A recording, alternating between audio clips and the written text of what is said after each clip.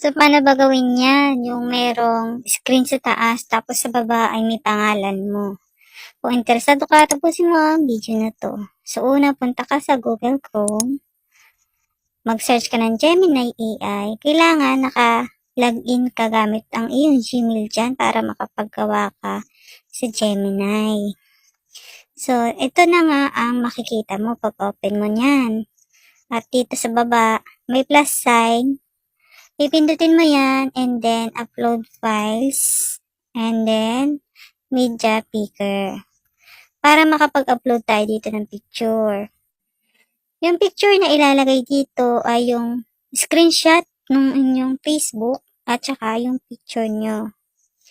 Kailangan meron kayong screenshot ng inyong Facebook page or personal Facebook, kung ano man yan. At ayan ay ang gagawin natin. Ayan na nga yung picture at yung screenshot. Dito sa baba yung prompt.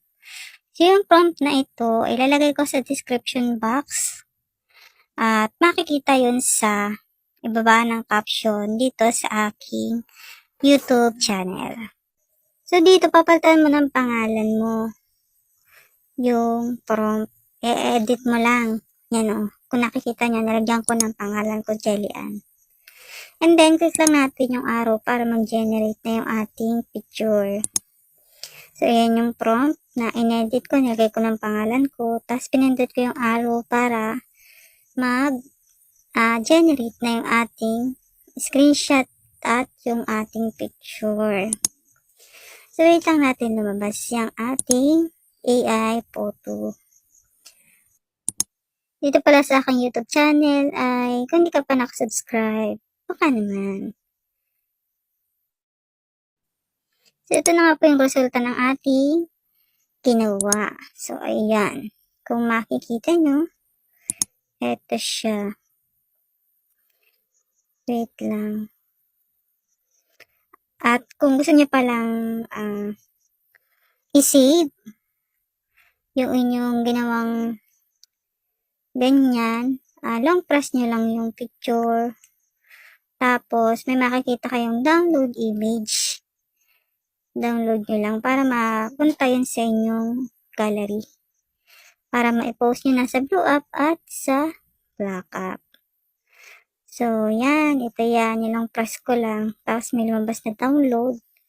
Pinindot ko lang yung download para mapunta yan sa aking gallery.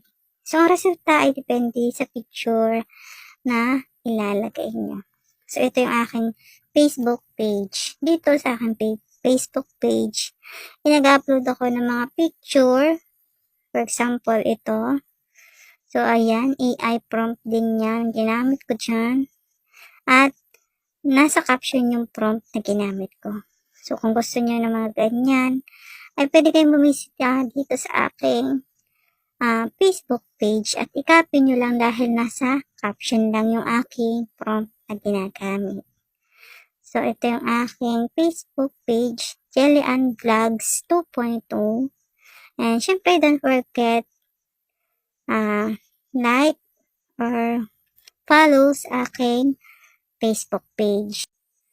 At dito naman sa aking YouTube channel ay gumagawa din ako ng mga tutorial video na katulad nito.